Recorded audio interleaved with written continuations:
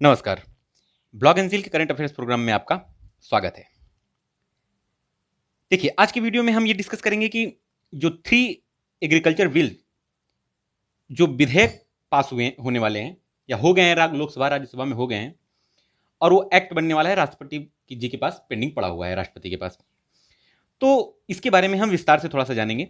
इस वीडियो को देखने से पहले मैं आपसे रिक्वेस्ट करूंगा कि पिछले वाला वीडियो एमएसपी क्या खत्म होने वाली है, जो मेरा पिछला वाला वीडियो है उसको रिवाइज कर लेंगे तो ये वीडियो ज्यादा समझ में आ जाएगा। देखिए, 3 फॉर्म बिल लाए गए हैं गवर्नमेंट के द्वारा। 3 किसान बिल एग्रीकल्चर से रिलेटेड लाए गए हैं और जो लोकसभा में पास किए गए थे, राज्यसभा में जब ये पास होने के लिए गए तो राज्यसभा में बहुत ज्यादा हंगामा हुआ और फिर राज्यसभा से भी पास होकर ये राष्ट्रपति के पास पेंडिंग पड़े हुए हैं। और इसी की वजह से हमारे किसान जो बहुत ज्यादा मात्रा में स्ट्राइक पर उतर आए हैं इस समय हरियाणा पंजाब के, वो ये प्रेसिडेंट से रिक्वेस्ट करना चाहते हैं कि ये बिल अप्रूव ना करें। देखिए, इसके बारे में हम विस्तार से जानेंगे। देखिए, उस पहला बिल क्या है, जो पहला विधेयक पास होने वाला है, एक्ट बन जाएगा कुछ दिनों बाद, ये कानून बन जाएगा, वो है क्या? देखिए, ये सारे बिल खेती से रिलेटेड हैं, जून में लाए गए थे और अभी जाके ये लोकसभा राज्यसभा में जब इसका सत्र स्टार्ट हुआ तो ये पास कराए गए और राष्ट्रपति के सिग्नेचर के बाद एक्ट बन जाएंगे। क्या है पहला? The former produce trade and commerce promotion and facilitation bill 2020। Hindi में क्या है? कृषि उपज वाणिज्य व्यापार एवं संवर्धन एवं सुविधा कानून। ये बड़े बड़े बिल हैं। कई बार ऐसा होगा कि एग्जाम में तीनों का नाम दे दिया जा सकता है और बोलेगा चौथा नन ऑफ दीज। ये बड़े हैं तो इनको बार बार पढ़ लीजिएगा, 1 से 2, थोड़ा सा इनकी लैंग्वेज लेंदी है। देखिए, इसमें क्या कहा गया कि इस टाइप के जो कृषि में सुधार करने से किसानों को अपनी उपज बेचने में के लिए नए नए अवसर मिलेंगे, जिससे उनका मुनाफा बढ़ेगा। इससे हमारे कृषि क्षेत्र को जहां आधुनिक टेक्नोलॉजी का लाभ मिलेगा, वहीं अन्नदाता सशक्त होंगे। किसानों को लेकर बताया गया। कहा गया कि कृषि उत्पादन, व्यापार और वाणिज्य संवर्धन और सुविधा विधेयक एक इकोसिस्टम बनाएगा। ये एक इकोसिस्टम बनाएगा। इससे किसानों को अपनी पसंद के अनुसार उपज की बिक्री और खरीद में स्वतंत्रता होगी। किसानों को के पास बेचने के लिए वैकल्प भी चैनल होगा कि भाई ये एमएसपी के थ्रू अगर एफसीआई में देना चाह रहे हैं तो वो दे दे। और इनके बीच में एक अगले बिल में प्रावधान किया गया है कि एक मीडिएटर होगा जो कंपनी से डायरेक्ट लिंक होगा एपीएमसी मंडी के तहत। देखिए, किसानों के पास फसल बेचने के लिए वैकल्पिक चैनल उपलब्ध होगा, जिससे उनको उपज का लाभकारी मूल्य भी मिल पाएगा। ठीक है, ये था पहला। दूसरा क्या कह रहा है, अभी हम विस्तार से जानेंगे। ध्यान दीजिएगा, ये विस्तार काफी ज्यादा हेल्पफुल होगा हमारे लिए। दूसरा क्या कह रहा है? The farmer empowerment and protection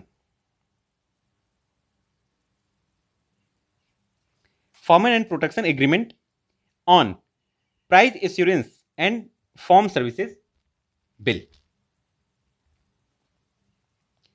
ये कह रहा है। ठीक है, हिंदी में क्या कह रहा है? मूल्य आश्वासन पर किसान बंदोबस्ती और सुरक्षा समझौता और कृषि सेवा कानून। इसी के अंदर आ रहा है हमारा पिछले वीडियो में जो मैंने बताया था कॉन्ट्रैक्ट फार्मिंग। इसमें क्या है कि बड़ी बड़ी कंपनियां आएंगी और किसी पर्टिकुलर उत्पाद को लेकर किसानों से एग्रीमेंट साइन करेंगी और उसमें इसका मूल्य पहले ही तय हो जाएगा। पिछली वीडियो में मैंने एग्जाम्पल भी दिया था, उसको पढ़ लेंगे तो ज्यादा अच्छे से क्लियर हो जाएगा। मूल्य पहले से ही डिसाइड होगा। इससे किसानों को यह डर खत्म हो जाएगा कि हमें हमारी कृषि का, हमारी फसल का अच्छा मूल्य मिलेगा या नहीं। एक तरफ इसका पॉजिटिव पॉइंट भी है तो एक तरफ इसका नेगेटिव पॉइंट भी है कि अगर मान लीजिए मार्केट वैल्यू फसल की घट गई तब तो फायदा है, और अगर मार्केट वैल्यू बढ़ गई फिर क्या होगा? इसमें कोई भी कानूनन सपोर्ट, लीगल तरीके का सपोर्ट किसानों को नहीं दिया गया है। तो किसानों को इससे डर क्या लग रहा है? किसानों को इसकी डर लग रहा है कि पश्चिमी देशों की तरह किसान अपने ही खेत में मजदूर बनकर रह जाएगा। किसानों का इस टाइप का डर सता रहा है। देखिए, अगर हम एग्जाम्पल लेते हैं तो अंग्रेजों के टाइम पे क्या हुआ करता था? अंग्रेज क्या करते थे? अंग्रेज भाई किसानों से ये बोला करते थे कि किसी विशेष अनाज को उगाने के लिए कहते थे और उनको अंग्रेजों का मेन एम था उस समय का कि व्यापार करवाना, यहाँ का जो भी प्रोडक्शन होता है उसे उठा के विदेशों में या अपने यहाँ उसको व्यापार करना और यहाँ के किसानों का शोषण करना। तो अंग्रेज जब उस समय क्या करते थे कि किसी विशेष अनाज को उगाने के लिए बोलते थे तो उनसे ज्यादा से ज्यादा उनका उत्पादन मतलब जो पैदा करते थे उसे ले लिया करते थे। और पहले राजस्व वसूली का भी काम बहुत ज्यादा चलता था, तो जो किसान मना कर देते थे कि नहीं हम आपकी ये वाली फसल नहीं उगाएंगे, इससे हमें घाटा होगा, या कुछ किसान जो एंटी हुआ करते थे वो मना कर देते थे, तो उस पर क्या था कि वो राजस्व वसूली उस पे उस पर्टिकुलर किसान पे इतना ज्यादा कर देते थे कि वो किसान अपने आप में मजबूर हो जाता था। और वो मजबूर ये हो जाता था कि उसको बाद में खेती करनी ही पड़ती थी घुमा फिरा के, क्योंकि उसको फायदा ही नहीं होता था।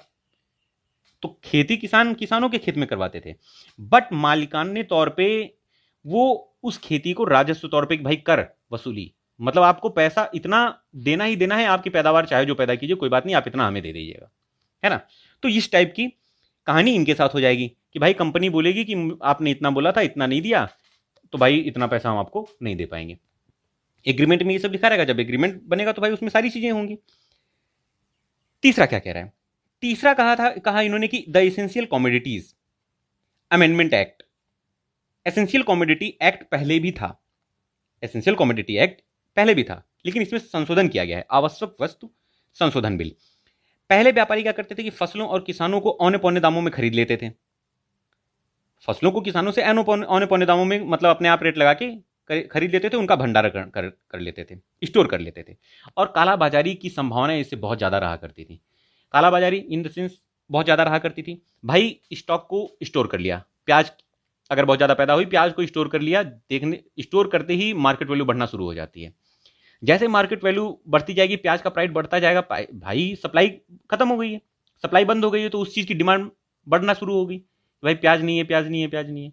जब उसको रेट बढ़ता हुआ देखा तो व्यापारियों ने बाहर निकाल दिया, तो ये व्यापारी बहुत ज़्यादा कालाबाजारी करके अपना फायदा ले लेते थे। उसको रोकने के लिए क्या हुआ था कि एसेंशियल कमोडिटी एक्ट 1955 में बनाया गया था, जिसके तहत व्यापारियों द्वारा कृषि उत्पादों को एक लिमिट से ज्यादा स्टोर करने पर रोक लगा दी गई थी।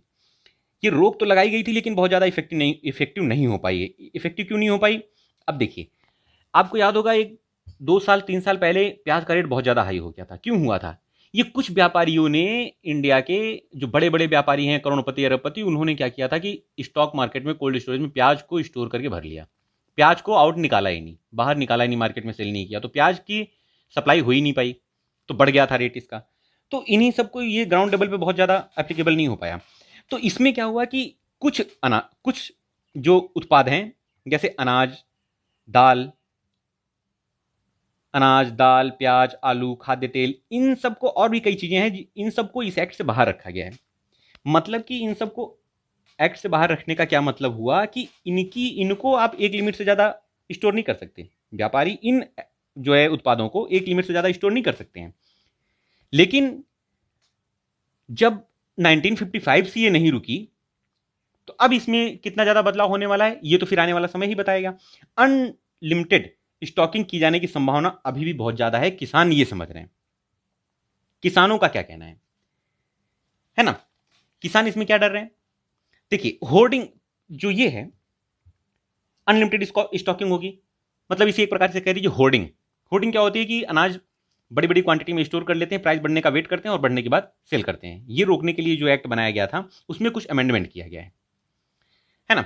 अब किसान की मांगे क्या है, किसान क्या कहना चाह रहे हैं, भाई ये जो तीनों विधेयक बनाए गए हैं, इन्हीं की वजह से, इन तीनों जो विधेयक पास हो गए हैं, ये कानून बनने वाले हैं, इन्हीं को लेके सारा बवाल है जो आज किसान सड़क पे उतर आए हैं। भाई किसान हंगामा क्यों कर रहे हैं, देखिए हमारी अगर देखा जाए तो लगभग 46% जनता, 46% इंडिया की आबादी इन तीन विधेयकों से इफेक्टिव होने वाली है। हमारी जीडीपी में बहुत बड़ा सहयोग रहता है, किसानों का बहुत बड़ा योगदान रहता है। कोरोना पेंडेमिक में भी, लॉकडाउन के पीरियड में भी हमारे किसानों ने बहुत ज़्यादा जीडीपी में योगदान, इन्होंने ही हमारे जीडीपी को संभाल के रखा हुआ था।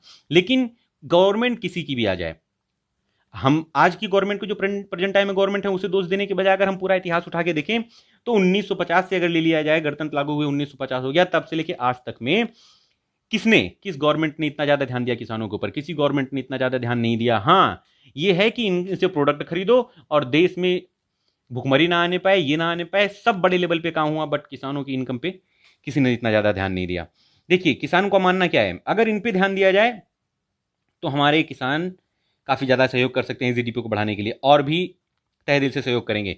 देखिए तीनों विधेयक कंपनियों के फेवर में बनाए गए हैं, किसानों को कानूनी तौर पे कोई भी सुरक्षा नहीं दी गई है, किसानों को कानूनी तौर पे कोई भी सुरक्षा नहीं दी गई है। किसानों का ये मानना है कि अगर मान लीजिए मार्केट प्राइस डाउन होता है या किसी चीज़ का डाउन होता है तो एपीएमसी मंडी, एपीएमसी मंडी जो थी हमारी, पिछली वीडियोज में मैंने इसके बारे में चर्चा की है, एग्रीकल्चर प्रोड्यूस मार्केट कमेटी, इसे बाजार समिति बोलते हैं या मंडी बोलते हैं, इसमें भी एक अड़तिया हुआ करते थे जो मिडिल मैन हुआ करता था।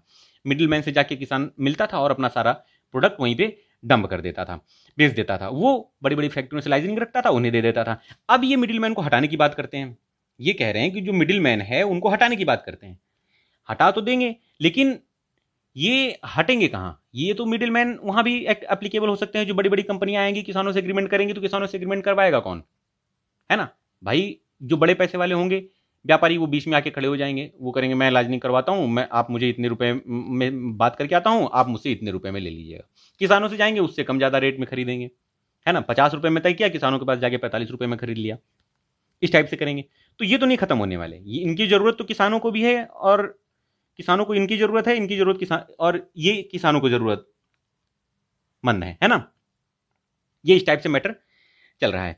अगर गवर्नमेंट ये करती है कि एमएसपी को कानूनी तौर पे ये एप्लीकेबल कर दे कि कानूनी अधिकार बना दिया जाए, किसानों की ये मांग है कि अगर हमें कानून एमएसपी को कानूनी अधिकार बना दिया जाए कि कोई भी कंपनी आए या कोई भी फैक्ट्री आए उसको एमएसपी का रेट तो देना ही देना है, एमएसपी का रेट तो देना ही पड़ेगा। अब अगर पूरा ओवरऑल रिकॉर्ड देखें तो एमएसपी बिहार में तो 2006 में खत्म हो गया था, लेकिन धीरे धीरे जब एपीएमसी मंडी में लोग जाना बंद करते जा रहे हैं, पहले भी बंद कर दिए थे, जहां भी ज्यादा फायदा मिलता था किसान वहां जाके बेच दिया करते थे। अब अगर धीरे धीरे एपीएमसी मंडियां बंद हो जाएंगी, किसानों को यही डर लग रहा है कि एपीएमसी मंडी अगर आप बंद कर देंगे तो हमें एमएसपी तो मिलेगी ही मिलेगी नहीं, कहाँ मिल पाएगी भाई? जब एपीएमसी मंडिया कुछ दिनों बाद किसानों को ये डर लग रहा है कि 4 साल 5 साल 6 साल बाद बंद हो जाएगी, लेकिन गवर्नमेंट का क्या कहना है कि एमएसपी बंद नहीं होगी, एमएसपी लागू रहेगी। लेकिन इसे कानूनी तौर पे मान्यता नहीं दी जा रही कि अगर कानूनी अधिकार बना दिया जाए कि जो एमएसपी नहीं का वो रेट नहीं फॉलो करेगा, उससे कम में अगर किसी ने लिया तो उसको जेल हो जाएगी, इस टाइप से कर दिया जाए, है ना। गवर्नमेंट को कंपनीज को बोलना चाहिए, क्या बोलना चाहिए, गवर्नमेंट को ये बोलना चाहिए कि एटलीस्ट एमएसपी का रेट तो देना ही पड़ेगा भाई। देश के सारे किसान अगर एमएसपी पर बेचना चाहें तो सब किसानों को, 46% किसान है इंडिया में, सब किसानों को बेचने का मौका नहीं मिल पाता। एक सर्वे अगर दिया जाए तो बड़ी बड़ी कंपनियां, बड़े बड़े ऑर्गेनाइजेशंस ने सर्वे किया है जिसमें ये पता चला कि 6% किसान ही हमारा एमएसपी पर उत्पादों को बेच पाते हैं। 6% किसान ही, इससे ज्यादा नहीं, मौका नहीं मिल पाता, और सारे उत्पादों को भी बेचने का मौका नहीं मिल पाता। अगर 22 से 23 उत्पादों पे एमएसपी का रेट डिसाइड हुआ है तो बहुत ज्यादा तो 2-3 उत्पादों पे ही एमएसपी लगा पाते हैं, एमएसपी के रेट से बेच पाते हैं। ज्यादातर उत्पाद तो ऐसे ही रह जाते हैं, ज्यादातर उत्पाद जो रह जाते हैं उनकी जब बहुत ज्यादा प्रेशर आ जाए या बहुत ज्यादा डिमांड हो जाए वही एमएसपी के रेट पे बिक पाते हैं। अदरवाइज गेहूं, चावल, इन्हीं सब चीजों की खरीदारी बहुत ज्यादा हो पाती है अगर रियल लाइफ में देखा जाए तो एमएसपी को लीगल राइट बनाने की मांग है इनकी। तो अब अगर हम पुराना डाटा उठा के देखें तो लॉकडाउन में क्या हुआ था? लॉकडाउन के टाइम पे एमएसपी देखिए फुल फ्लैश एप्लीकेबल कहां है भाई? अगर एमएसपी कर दिया तो एमएसपी के रेट से नीचे किसी को मत बेचने दीजिए। गवर्नमेंट इसके लिए कोई कानून नहीं ला रही है कि नहीं एमएसपी से नीचे कभी आप खरीद ही नहीं सकते, ये कानून दबा के लाना चाहिए। अब एमएसपी अगर हम पुराना रिकॉर्ड को उठा के देखें तो ड्यूरिंग लॉक टाइम हरियाणा में, अगर हरियाणा का एग्जांपल लें तो जो मक्का होता है ना, मक्का 6 रुपए के हिसाब से बिका था। मार्केट प्राइस एमएसपी कितना था? मिनिमम सपोर्ट प्राइस इसका 18 रुपए था भाई। क्यों बिका 6 रुपए में? 6 रुपए में बिका ना, तो 6 रुपए में ये सब चीजें रोकने के लिए गवर्नमेंट को कानून लाना चाहिए। ये कानून क्यों नहीं आ पा रहा है? ये हमारे किसानों की मांग है ना। तो जो 6 रुपए अगर देखा जाए तो ये 6 रुपए क्या है? 6 रुपए भाई 25 साल पहले, आज से 25 साल पहले देख लिया जाए तो भी मक्का 6 रुपए में बिकता था, और आज की डेट में भी अगर देखा जाए तो 2020 चल रहा है, 25 साल बाद भी ये मक्का 6 रुपए में बिका। तो किसान बहुत पीछे चल रहा है। किसानों ने ही लॉकडाउन में जीडीपी को पूरा संभाल रखा था। तो हमें इन किसानों के लिए क्या करना चाहिए? आपका सुझाव क्या है? कमेंट बॉक्स में लिख के जरूर बताइए। आशा करता हूं वीडियो आपको पसंद आया होगा। तीनों कानूनों के बारे में, तीनों बिलों के बारे में अच्छे से जानकारी मिली होगी। हमारे साथ बने रहिए, चैनल को लाइक शेयर और सब्सक्राइब करना ना भूलें। मिलते हैं अगले वीडियो में, तब तक के लिए नमस्कार।